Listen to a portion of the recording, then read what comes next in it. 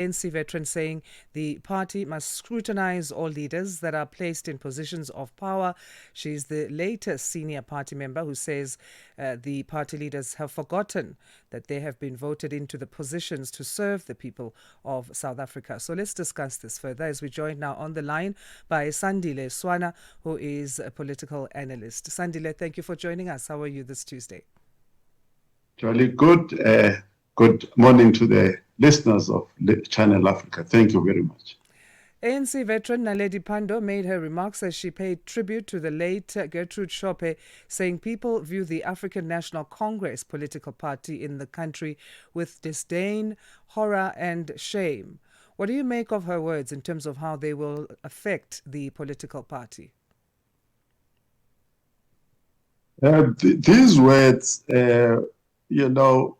may not affect the political party in any significant way, given that already in 1995, Mandela had indicated clearly that the people who have joined the ANC and others who have been there before are manifesting dangerous tendencies towards the objectives of the ANC, and that they need to be expelled.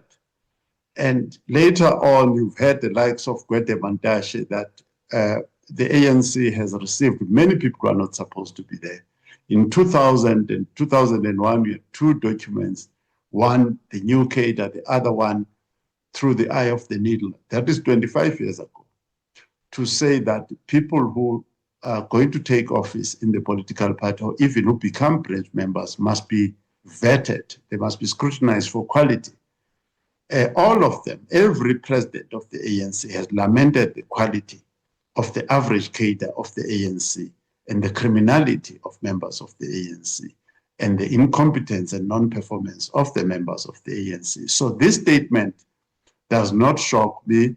It has not changed anything. It has been made even by Mandela himself. It has not changed anything. As a former international relations and cooperation minister, do you believe that the people that former minister Naledi Pandor refers to include both the international and national community? And will that distinction add to the impact of what she said?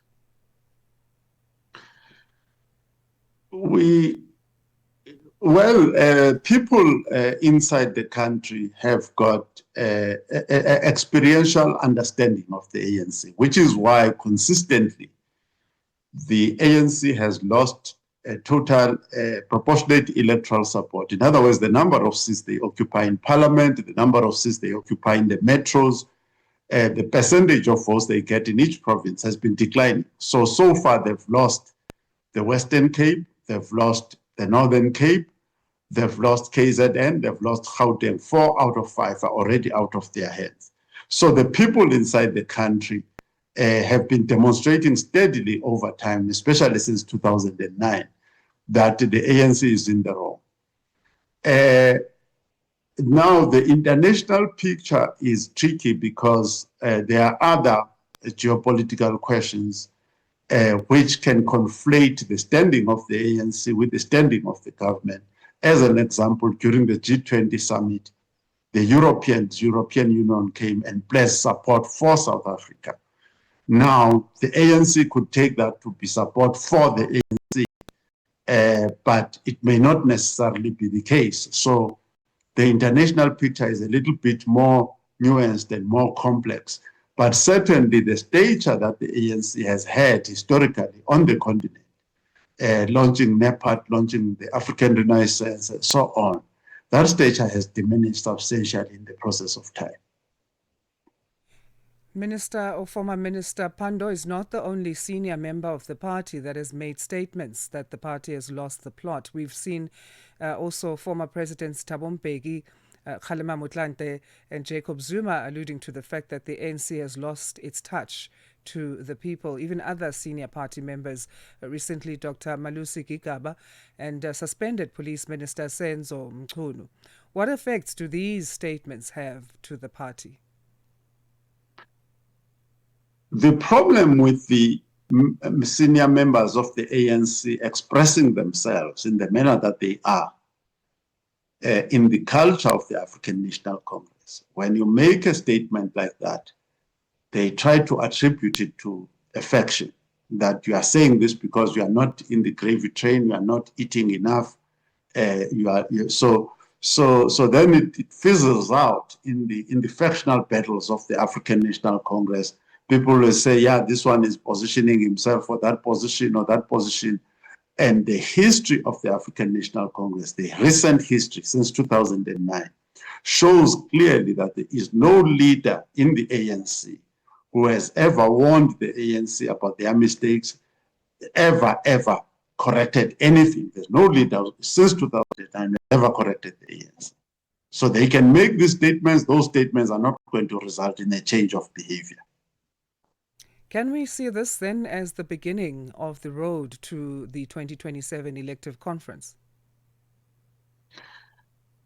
It's always a road there, but more importantly, a road to 2026, because the misconduct, the dereliction of duty, the corruption that is going on is definitely going to reduce once again the number of votes, the percentage of votes they get in each municipality and in the metros.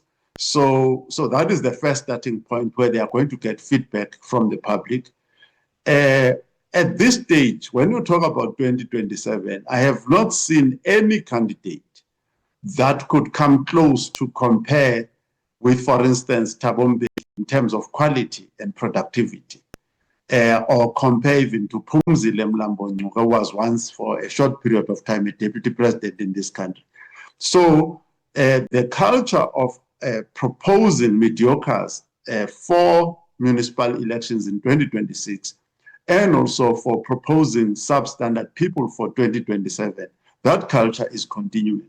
Gigaba has said, and Andile Lungisa for that matter, that the NEC itself is not up to standard, it's not up to the task. So granted, then, a few things have marred the reputation of the ANC. But if we look at advances made in education, in science, in innovation and technology, as well as improvements in growing international trade, improving access to basic social services, on the other hand, that have been positives within the past 30 years of democracy driven by the ANC. Do you believe that ordinary South Africans take cognizance of these achievements, or they view them as normal or basic provisions and not something really to celebrate?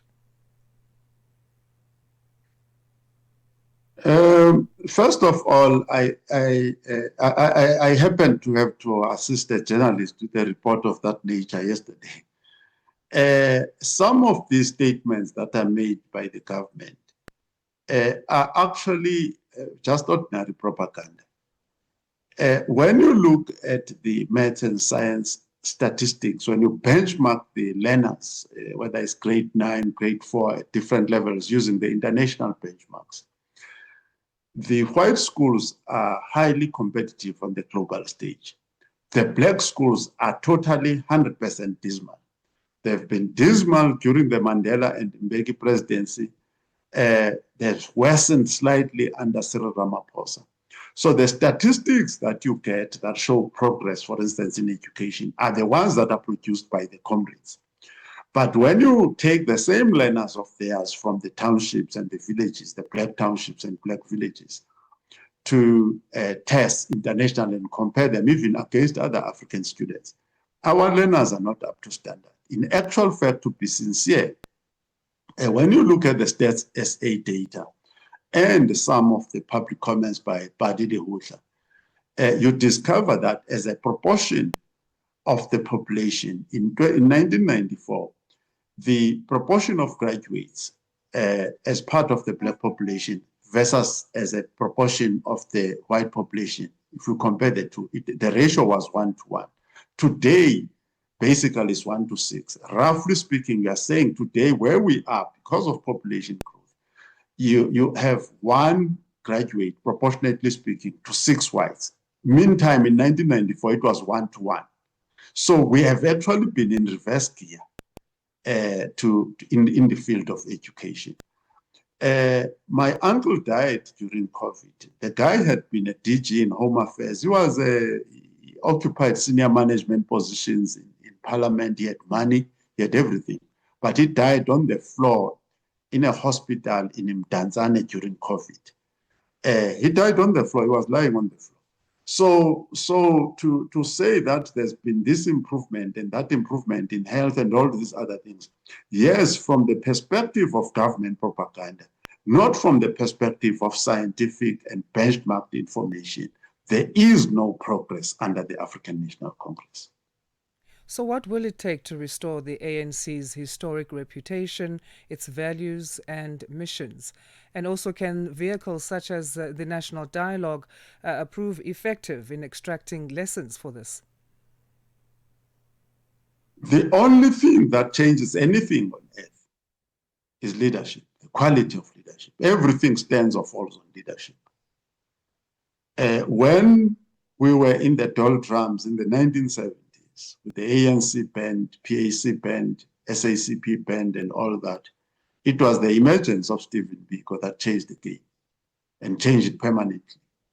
So you need the emergence of young leaders now who can start this thing afresh, completely from scratch, and the progress will be decisive and rapid. That is the only solution. The national dialogue, as things stand, Ramaphosa had his own dialogue. What is presently happening, and I was speaking to one of the traditional leaders, is that the Mbeki group, the foundations and all that, have started their own parallel process of consulting, doing their own national dialogue, parallel to the national dialogue of Cyril Ramaphosa. So you can see that actually there are a number of quotas that have lost confidence in Cyril Ramaphosa himself and in the ANC leadership in general. As you can see, even the DA is not even in that GNU. EFF is not there. MKP is not there.